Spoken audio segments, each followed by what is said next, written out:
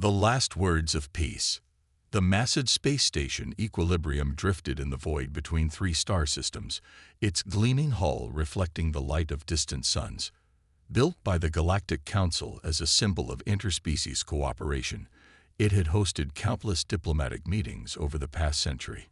Today, it would witness something that would change the course of galactic history forever. Ambassador Elena Vasquez adjusted her crisp Navy uniform as she walked through the station's corridors. At 45, she was Earth's most experienced diplomat, having spent the last decade preparing for this moment. Behind her walked Captain James Mitchell, her security chief, a quiet man whose alert eyes constantly scanned their surroundings. They were humanity's first official representatives to the Galactic Council, carrying the hopes of 8 billion people back on Earth. The main assembly hall was a marvel of alien engineering. A transparent dome overhead showed the swirling colors of 3 different nebulas, while representatives from dozens of species sat in carefully arranged sections. The peaceful Altarians with their flowing robes occupied one area, while the insectoid Mantari buzzed quietly in their elevated platforms. Everyone had come to witness this historic moment. Elena took her place at the central podium, her hand steady despite the magnitude of the occasion. She had rehearsed this speech 100 times, but standing before the greatest minds of the galaxy still made her heart race. Captain Mitchell positioned himself nearby, his hand resting casually near his sidearm. Honored representatives of the Galactic Council, Elena began, her voice carrying clearly through the hall's advanced acoustics. I come before you today not as a conqueror or a supplicant, but as a neighbor. Humanity has watched the stars for millennia, dreaming of the day we could join the greater community of intelligent life.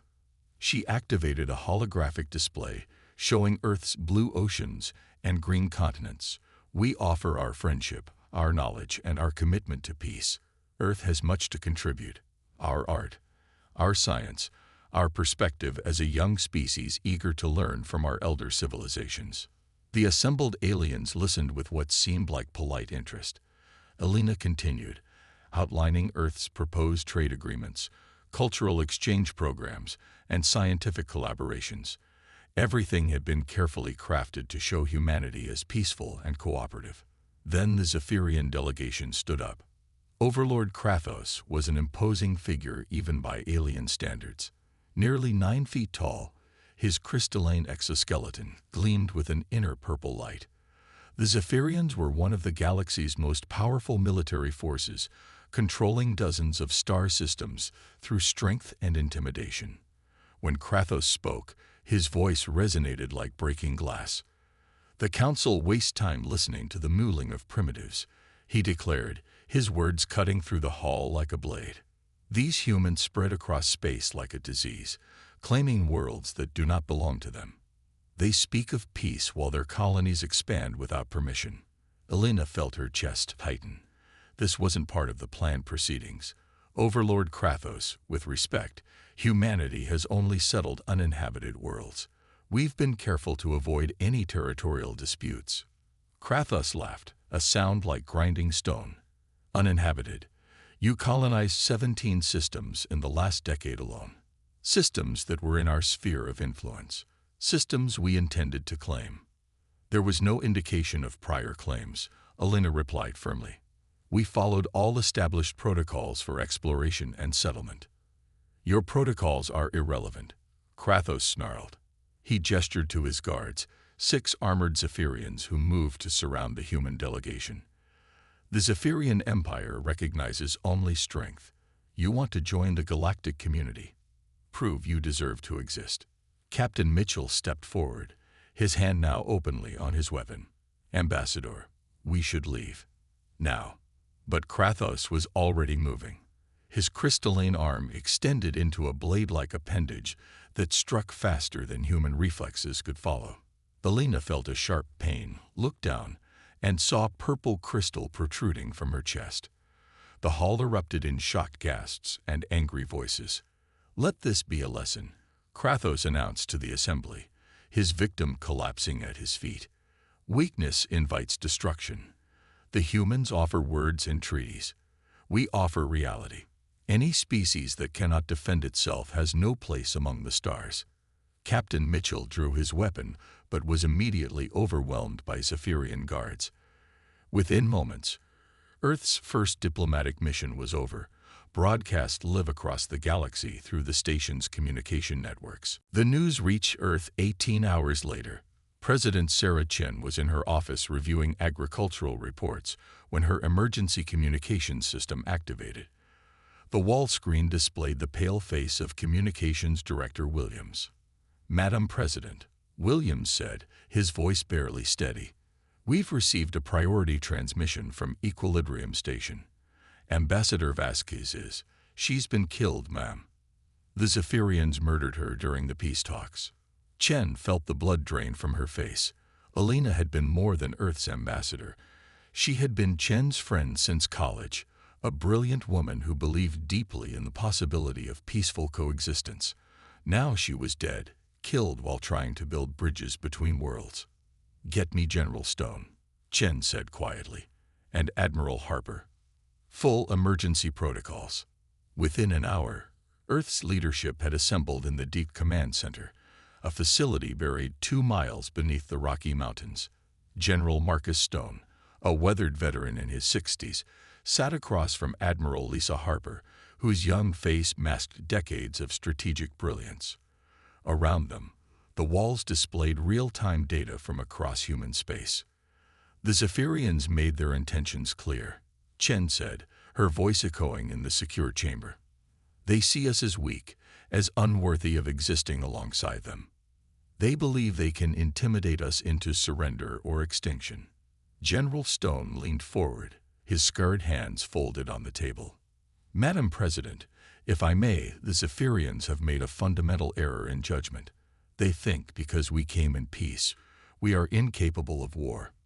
Admiral Harper nodded grimly. "They don't understand human history. We're the only species that fought continuous wars for 5,000 years and somehow managed not to destroy ourselves." Chen activated a classified display that few humans had ever seen. Project Sentinel becomes active immediately. All sleeper protocols are now in effect. Across human space, a transformation began that no alien species could have imagined. What the galaxy saw as peaceful colonies and trading posts began revealing their true nature. On New Sparta, the agricultural domes retracted to reveal missile silos. The research stations in the Centauri system powered up weapon systems that had been hidden for decades.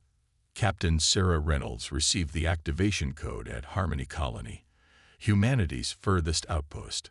At 34, she had never seen combat, but she had been trained for this moment since childhood.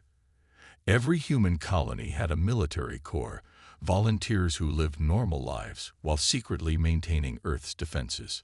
"All residents, this is Captain Reynolds," she announced over the colony's communication system. "Project Sentinel is now active. All non-essential personnel report to evacuation stations. Military personnel, report to your assigned positions." The transformation was remarkable. Farmers became soldiers, teachers became tactical officers, children were evacuated while their parents prepared to fight. Within hours, Harmony Colony had changed from a peaceful farming community into a military fortress. Similar scenes played out across dozens of worlds. Humanity had learned the hard lesson of Earth's violent history: hope for peace, but prepare for war. Every colony ship had carried soldiers alongside settlers. Every trade route had been planned with military logistics in mind. Every peaceful research station contained enough firepower to destroy a small fleet. Admiral Harper stood in Earth's Naval Command, watching displays that showed the true scope of humanity's preparations. "Begin Phase 1, she ordered. "Recall all deep space assets. I want every ship, every station, every piece of mobile hardware back in Earth's protective sphere." The greatest evacuation in human history began. Transport ships that the galaxy knew as cargo haulers revealed their true purpose as military transports. Research vessels that had been exploring distant systems began moving with speed and precision that no civilian craft should possess. Dr. Michael Santos, supposedly a xenobiologist studying alien plant life in the Vega system, received his recall orders while examining soil samples. He had spent 3 years building his cover identity, but now he activated the hidden transmitter in his equipment case. "Command, this is Deep Scout 7, he reported. "I've mapped Zaphirian patrol routes, supply lines, and communication frequencies, transmitting all intelligence now." Across the galaxy, similar reports came in. Humanity's peaceful explorers had been gathering intelligence for decades, mapping every major alien military installation, studying their tactics, learning their weaknesses.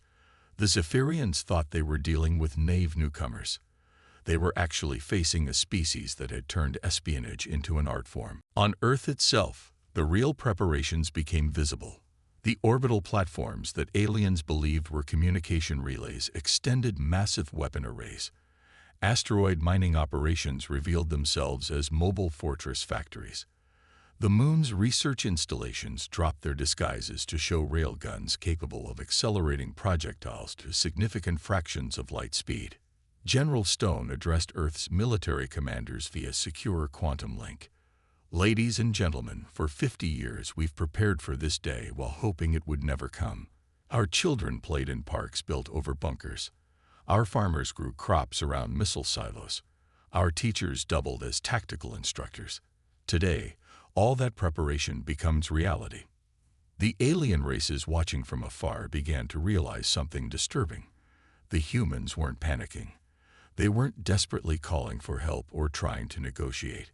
Instead, they were moving with the coordinated precision of a species that had been planning for this exact scenario. Elder Thys of the ancient Nexeri spoke to her council with growing unease. "The humans are not behaving as expected. Most species would be broadcasting surrender offers by now. Instead, they have gone completely silent. Indeed, all human communications had ceased. No emergency broadcasts, no pleas for intervention, no diplomatic overtures. Earth and all its colonies had simply stopped talking to the outside galaxy. The silence was more terrifying than any threat could have been.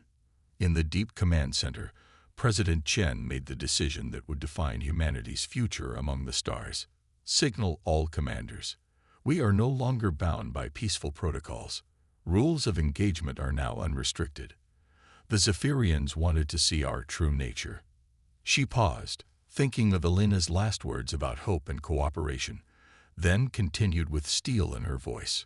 "Show them what happens when you kill Earth's children." The galaxy was about to learn that humanity's greatest strength wasn't their technology or their numbers. It was their absolute refusal to accept defeat and their willingness to pay any price to protect their own. When Earth goes silent. 3 days had passed since the Zaphirian Empire murdered Earth's ambassador, and Overlord Krathos was growing impatient. He stood in the command center of his flagship Domination, watching displays that should have been showing human surrender broadcasts. Instead, the screen showed only empty space where human communications used to be. "Status report," Krathos demanded from his communications officer.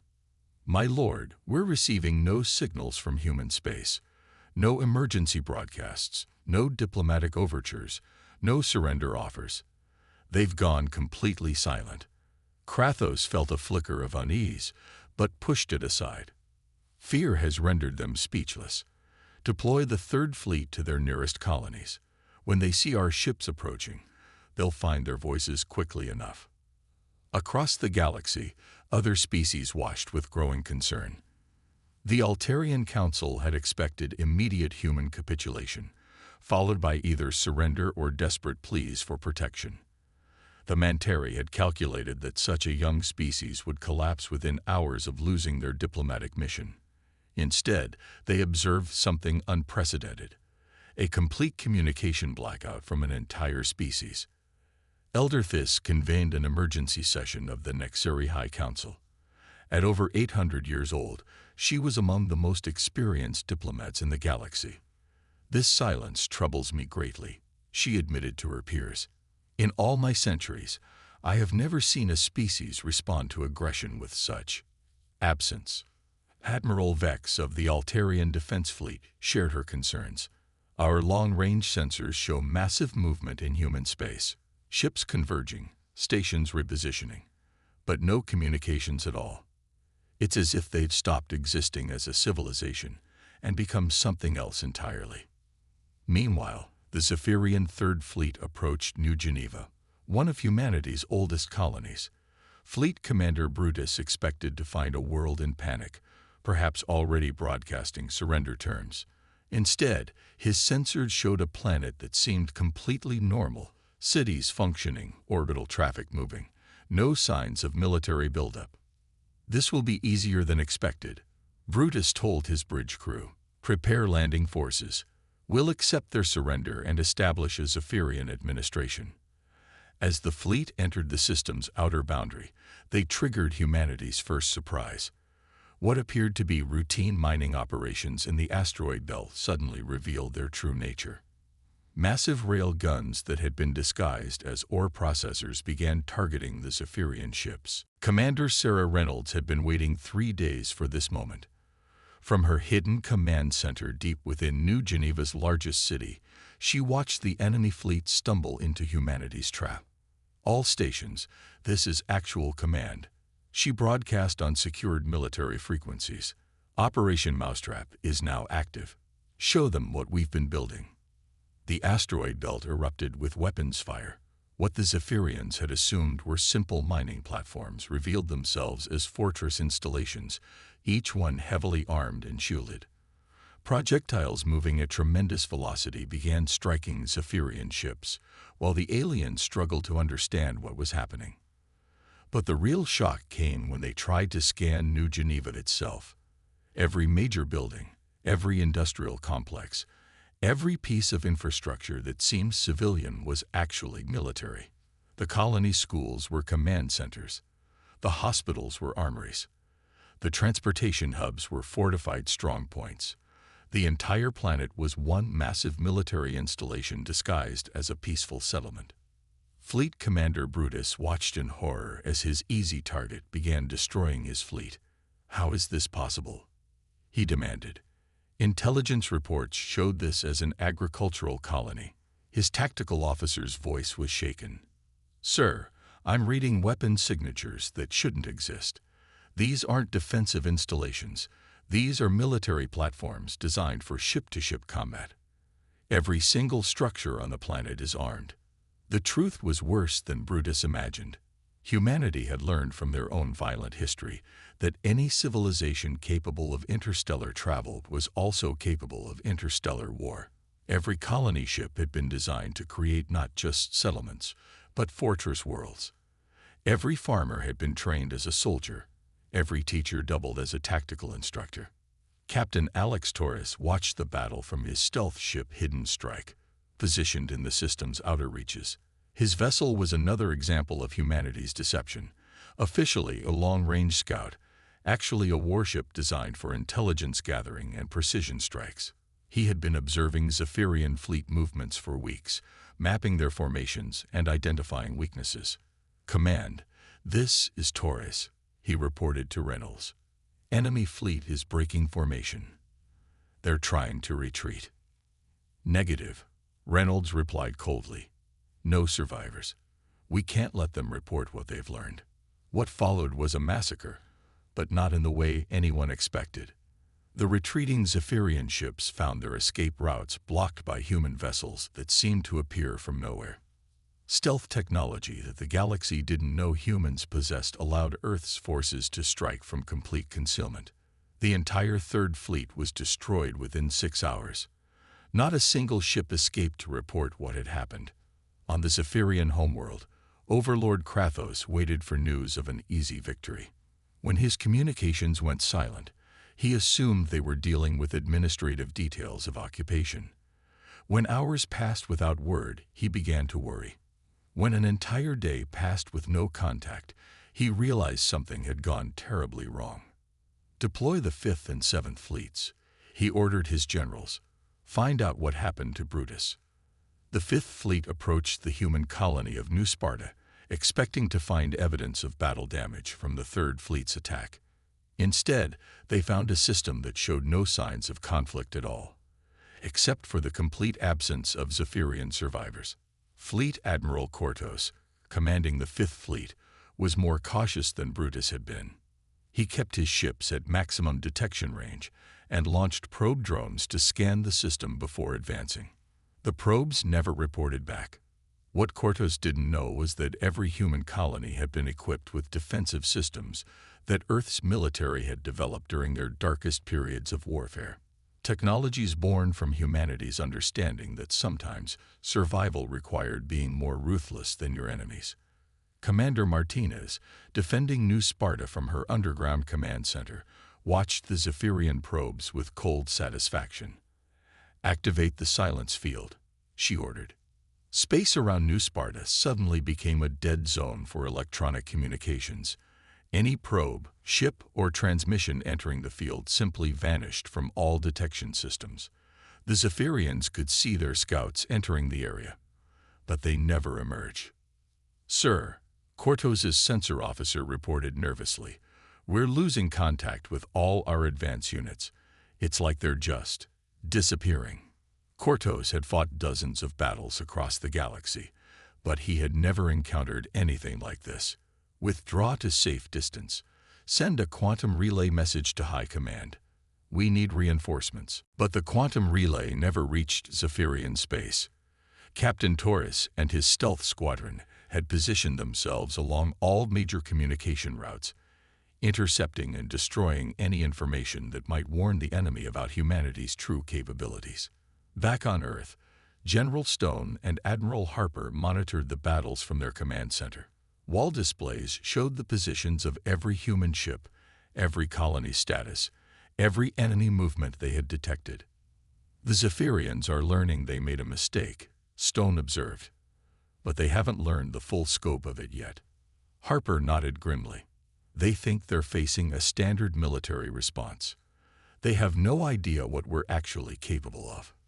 President Chen joined them, looking at reports from across human space. Every colony was reporting similar results. Zaphirian fleets arriving with confidence, then vanishing completely. Not destroyed in visible battles, but simply ceasing to exist. "How long can we maintain this?" Chen asked. "Indefinitely," Harper replied. "The Zaphirians are fighting the war they expect. Fleet against fleet, world against world. We're fighting the war we prepared for. Information warfare, stealth operations, turning their strengths against them." The truth was that humanity had never stopped preparing for war, even during their most peaceful periods. Every human child learned not just mathematics and literature, but also tactics and strategy. Every human adult maintained basic military training. Every human colony was designed as a fortress that could function independently if cut off from Earth. Most importantly, humans understood something that no other species had grasped, that in a galaxy full of different species with different capabilities, victory went not to the strongest or the most technologically advanced, but to the most adaptable. On the Zaphirian homeworld, Overlord Krathos faced a crisis he couldn't understand. 5 entire fleets had been dispatched to human space. None had returned. No distress signals, no battle reports, no survivors. They had simply vanished. "Perhaps the humans have more allies than we realized," suggested one of his advisors. "Maybe other species are helping them." Krathos rejected this immediately. "Impossible. We monitored all their communications. They made no alliances, signed no mutual defense treaties. They were completely isolated." What Krathos didn't understand was that humanity didn't need allies. They had spent thousands of years learning to fight overwhelming odds with intelligence, creativity, and an absolute refusal to surrender. Every human knew that losing meant extinction, so losing was simply not an option. Elder Thys of the Nexari finally requested a direct meeting with Earth's leadership. She had lived through the rise and fall of dozens of civilizations, and she recognized the signs of a species that was far more dangerous than it appeared. The meeting was held at a neutral station, with representatives from several major species attending. President Chen arrived with a small delegation, appearing calm and diplomatic despite the ongoing conflict. "President Chen," Elder Thys began carefully, The galaxy is concerned about the current situation. The Zaphirian fleets have disappeared. We need to understand what is happening. Chen looked around the assembled aliens with steady eyes. What's happening is simple. The Zaphirians murdered our ambassador and declared war on humanity. We are responding accordingly. But where are their fleets? Demanded Ambassador Crix of the hegemony. 12 separate battle groups have vanished without a trace. They encountered human space, Chen replied matter-of-factly. That tends to be unhealthy for hostile forces. The aliens exchanged worried glances. This wasn't how civilized warfare was supposed to work. Battles should be visible. Victories should be declared. Defeats should be acknowledged. This silent elimination of entire fleets was beyond their understanding. Elder Thys leaned forward, her ancient eyes studying Chen's face. What are you, really? What kind of species are humans? Chen was quiet for a long moment, then spoke with the weight of human history behind her words. We are the species that survived 5,000 years of constant warfare without destroying ourselves. We are the species that turned survival into an art form. We are the species that learned to see every challenge as a problem to be solved, every enemy as a puzzle to be decoded. She stood up, her bearing suddenly more military than diplomatic. The Zaphirians wanted to see our true nature. They wanted to know if humans deserve to exist among the stars. We've shown them. The question now is whether they deserve to continue existing themselves. The meeting ended with the alien representatives deeply shaken. They had expected to mediate a standard territorial dispute. Instead, they had discovered that they were dealing with a species that approached warfare like no other in the galaxy. Over the following weeks, the truth became clear. The Zaphirian Empire, which had dominated dozens of systems through military might, was being systematically dismantled by a species they had dismissed as primitives. Their fleets vanished, their supply lines were disrupted, their communications were compromised. Most disturbing of all, humanity never sent ultimatums or demanded surrender. They simply acted with methodical precision, eliminating threats while maintaining complete operational security. The war ended not with a dramatic battle, but with Overlord Krathos receiving a single message from Earth. It contained no threats, no demands for surrender, just a simple statement. Your fleets are gone. Your military infrastructure is compromised. Your government can choose to survive this by immediately withdrawing from all disputed territories and paying reparations for the murder of our ambassador. You have 24 hours to decide. Krathos chose survival. The galaxy learned several important lessons from humanity's first interstellar war. First, that peaceful intentions didn't mean peaceful capabilities. Second, that the most dangerous species weren't always the most obviously aggressive ones. And third, that humans were very, very good at keeping secrets. Elder Thys summed it up best in her report to the Galactic Council. We welcomed what we thought was a young species seeking friendship. Instead, we discovered an apex predator that had been pretending to be harmless. Humanity doesn't start wars, they finish them. From that day forward, no species ever again made the mistake of thinking humans were weak.